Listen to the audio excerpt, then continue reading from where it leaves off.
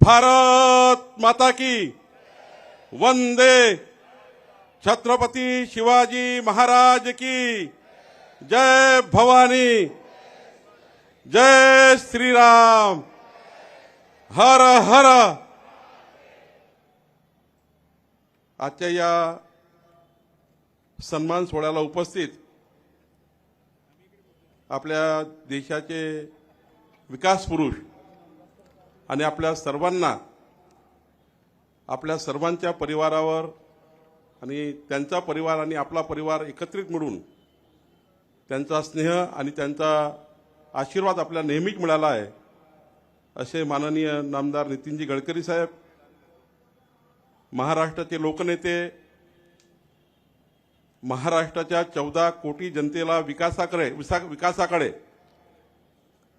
आणि 14 कोटी जनतेचा विकास हाच ध्येय ठेवून महाराष्ट्राला विकसित महाराष्ट्र, मोदीच्या संकल्पाच्या विकसित देशामध्ये महाराष्ट्राला विकसित करण्याकरता ज्यांनी आपलं आयुष्य समर्पित केलं असे माननीय देवेंद्रजी, व्यासपीठावर उपस्थित माननीय आमचे सर्व नेतृत्वकारांना थोडा उशीर झाला आहे, माननीय आपले मंत्री आकाश फुंडकरजी, मंत्री माननीय अशोक उईकेजी, माननीय पंकज भोयरजी, आपल्या विदर्भाचे नेते माननीय संजय कुटेजी, चैनसुभाऊ संचेतीजी, माननीय अजय भाऊ, माननीय भेंडेजी, मी माननीय आपले सर्व व्यासपीठावरचे आमदार, माननीय खासदार, ज्यांचा सन्मान झाला ते सर्व पदाधिकारी, या ठिकाणी आपले दोन्ही अध्यक्ष बंटी कुकडेजी, माननीय सुधाकरराव कोळेजी, या भागाचे लोकप्रिय आमदार मोहन मतेजी,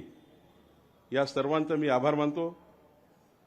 खरं तर आज भारतरत्न श्रद्धेय अटलजी यांचा जन्मदिवस आहे, जयंती उत्सव आहे, जन्मशताब्दी आहे, ख्रिसमसही आहे आणि अशा दिवशी आज माननीय नितीनजींनी आमचा सर्वांचा सन्मान केला।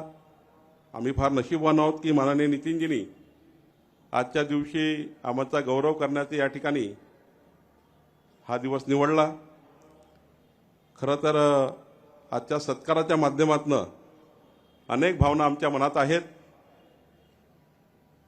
आम्हाला पुण्यालाही जायचं आहे, पण या सत्काराप्रसंगी आमच्या मनामध्ये कृतज्ञता आहे, आनंदही आहे, जबाबदारीची जाणीवही आहे।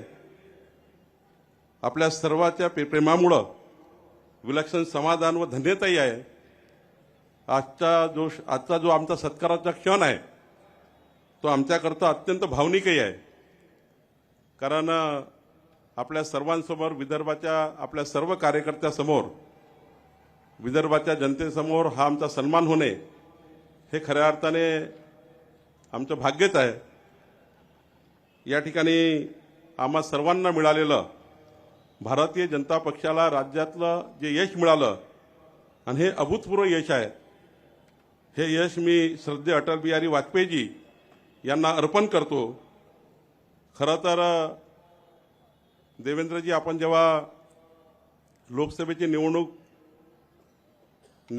निवडणूक आपला पराजय झाला, आपण प्रचंड निराशेत आलो आणि पुण्याच्या आपल्या अधिवेशनामध्ये आपण पुन्हा एकदा पुण्याच्या बालेवाडीमध्ये नितीनजी आम्ही अधिवेशन घेतलं, आपण येऊ शकले नाही, तेव्हा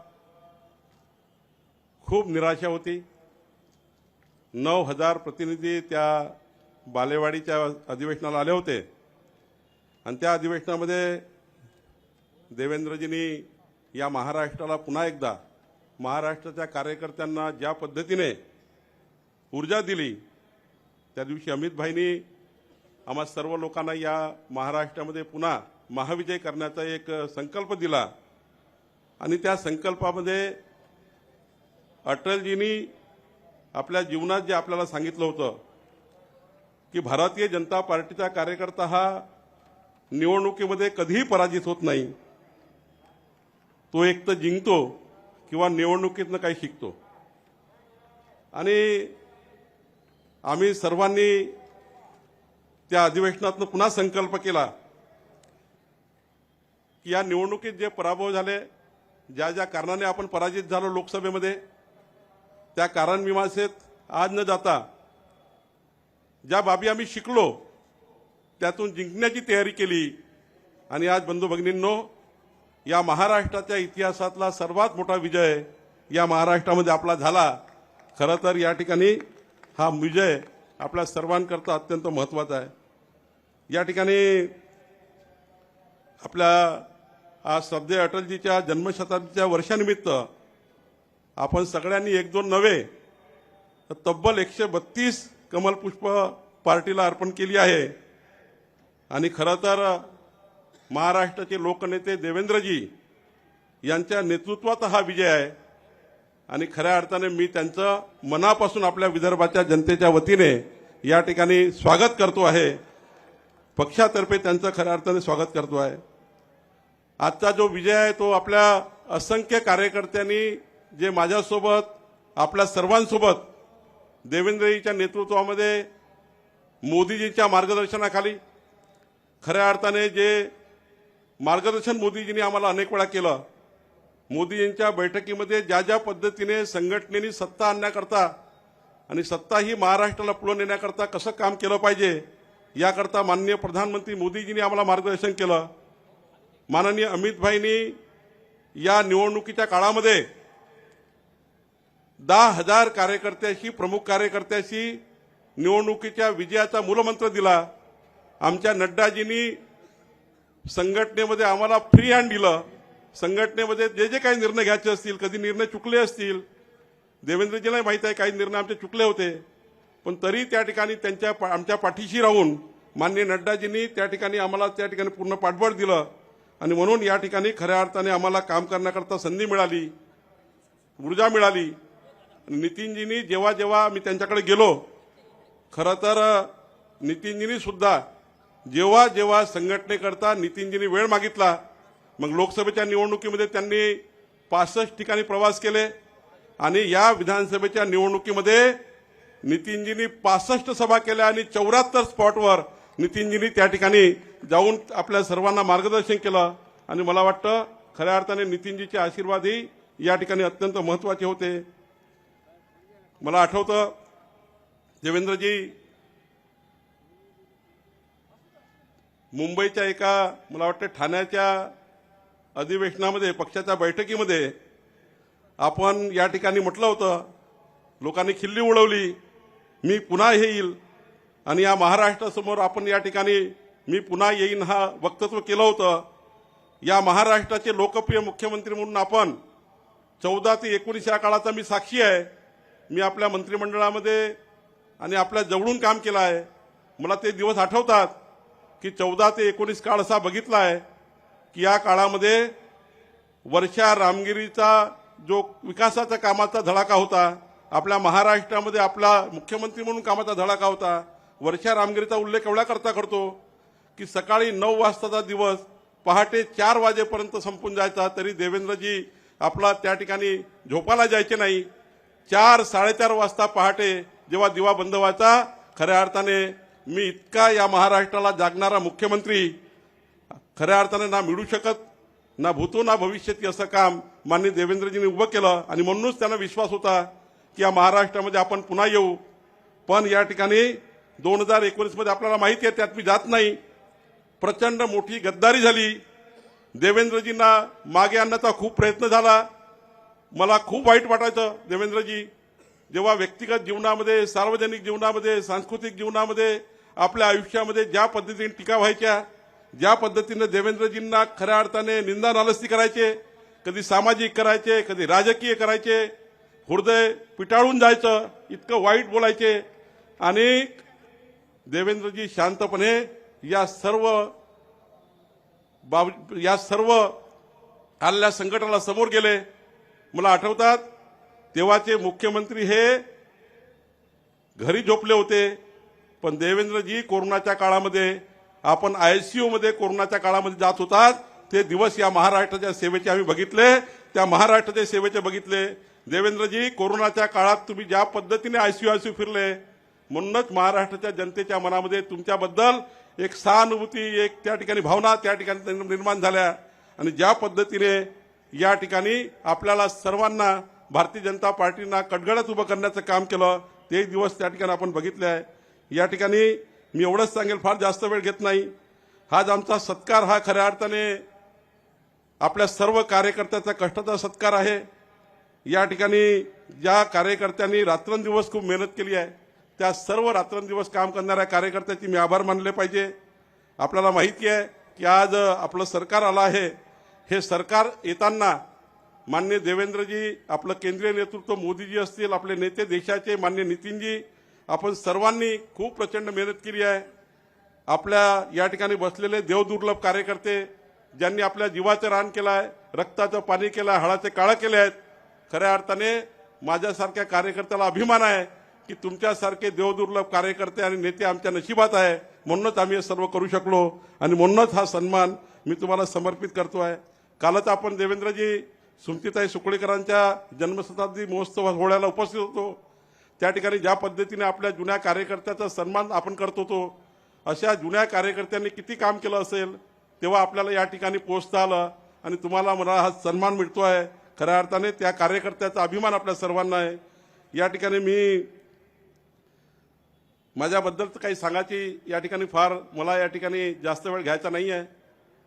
पण देवेंद्रजी मला आठवतात 1992चा काळ, त्या काळात मी छत्रपती सेनेत होतो. 3 वर्ष नितीनजींनी 92 ते 95 चंद्रशेखर बावनकुळेंनी भारतीय जनता पार्टीत काम केलं पाहिजे. मी छोटा होतो फार, पण ऑटो रिक्षा चालवत होतो. तेव्हा नितीनजीने मला घरी बोलून मनोहरराव सोनकुसेसोबत काम करायचो. नितीनजीने मला बोलू सांगितलं की तू भाजपाचं काम कर. 95ला तो दिवस आला, स्वर्गीय गोपीनाथजी आले, संघर्ष यात्रा आली. नितीनजीने मला हात धरून कोराडला येऊन माझं स्वागत केलं, मला पक्षात घेतलं. मला तोही दिवस आठवतो की सुनील केदारांनी माझ्या घराचे, माझ्या प्रॉपर्टीचे सारे पैसे अडवले सरकार आल्यावरही. नितीनजी तोही दिवस आठवतो की तुम्ही त्या दिवशी मंत्रालयात राज्याचे सार्वजनिक बांधकाम मंत्री, कॅबिनेट मंत्री असूनही मला हात पकडून त्या डेस्क ऑफिसरकडे घेऊन गेले. एक कॅबिनेट मंत्री राज्याचा तेव्हा 1997 मध्ये मला हात धरून एका डेस्क ऑफिसरकडे घेऊन गेले आणि माझ्या समोर आत्ता 5 मिनिटांमध्ये बावनकुळेची ऑर्डर निघाली पाहिजे. बघा, मला त्या दिवशी माझ्या घराचे 20 लक्ष रुपये माझ्या घराचे पैसे नसते मिळाले, तुम्ही घर बांधू शकलो नसतो, मी माझं जीवन सुरुवात करू शकलो नसतो. खऱ्या अर्थाने आमचं आयुष्य हे वाईट गेलं असतं आणि इथेही दिसलो नसतो. पण तो दिवस महत्त्वाचा होता नितीनजी. ज्या दिवशी तुम्ही मला हात धरून त्या डेस्क ऑफिसरकडे नेलं होतं, तो दिवस माझ्याकरता फारच महत्त्वाचा होता. मला आठवतं तुम्ही मला घर बांधण्याकरता प्रोत्साहित केलं. घराच्या उद्घाटनाला पालकमंत्री असताना तुम्ही न जमत असताना तुम्ही त्या ठिकाणी आले. मला तोही दिवस आठवतो. 97ला तुम्ही जिल्हा परिषदेचं तिकीट मला दिलं. मला 2002चंही तिकीट तुम्ही घरी बोलून दिलं. 2004ला जेव्हा स्वर्गीय मनोहरराव आकरे हे त्या ठिकाणी त्यांचं निधन झालं तेव्हा आपण मला घरी बोलवून विधानसभेचं तिकीट दिलं. 2009लाही मला पक्ष कार्यालयात जावची गरज पडली नाही, तुम्हीच त्या ठिकाणी तिकीट मिळवून देण्याचा प्रयत्न केला. 2014ला देवेंद्रजी तुम्ही अध्यक्ष असताना माझ्यासारख्या कार्यकर्त्याला पुन्हा सांगितलं की एकदा पुन्हा लढलं पाहिजे. नितीनजींनी तेव्हाही त्या ठिकाणी खूप प्रचंड ताकद दिली. मला अभिमान आहे की देवेंद्रजी तुम्ही मुख्यमंत्री झाले. आपण माझ्यासारख्या कार्यकर्त्याला बोलवून या राज्याचं ऊर्जामंत्री पद, त्या पदावर काम करण्याची संधी, मंत्री म्हणून कसं काम केलं पाहिजे त्याचं मार्गदर्शन, राज्यात समाजाच्या शेवटच्या गरीब माणसांना, शेतकऱ्यांना वीज मिळवून देण्याकरता दिलेलं प्रोत्साहन.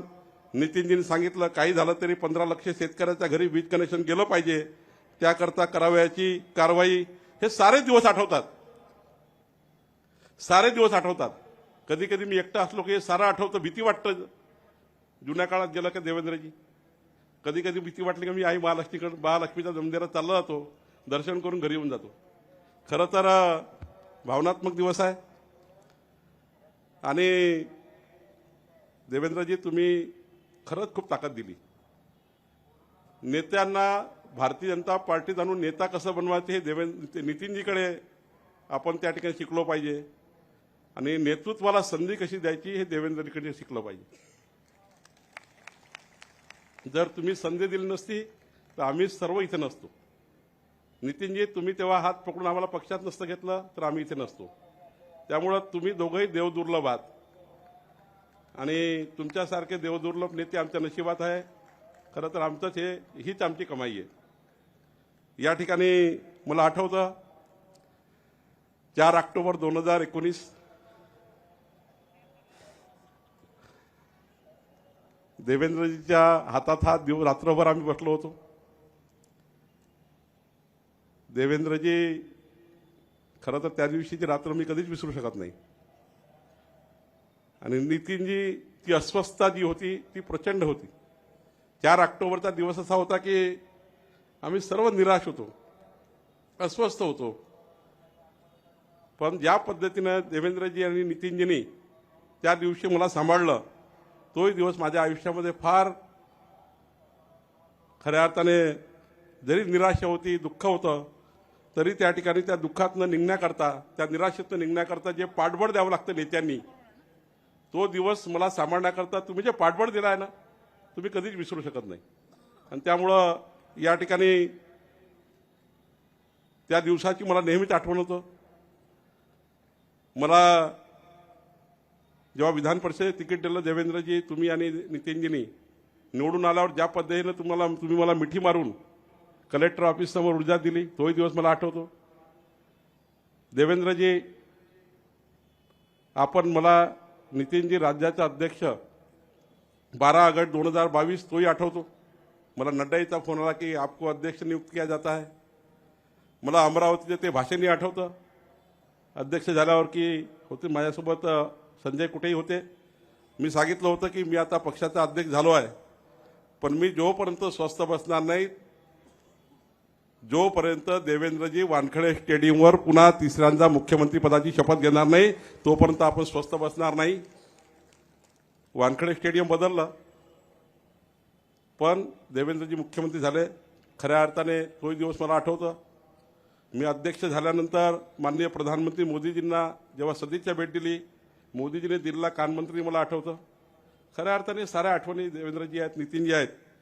आणि मला अभिमान आहे की आपल्या नेतृत्वामुळं आपण सर्वांनी हा महाविजय प्राप्त केला आहे. कार्यकर्त्यांनी खूप त्या ठिकाणी मेहनत केली आहे.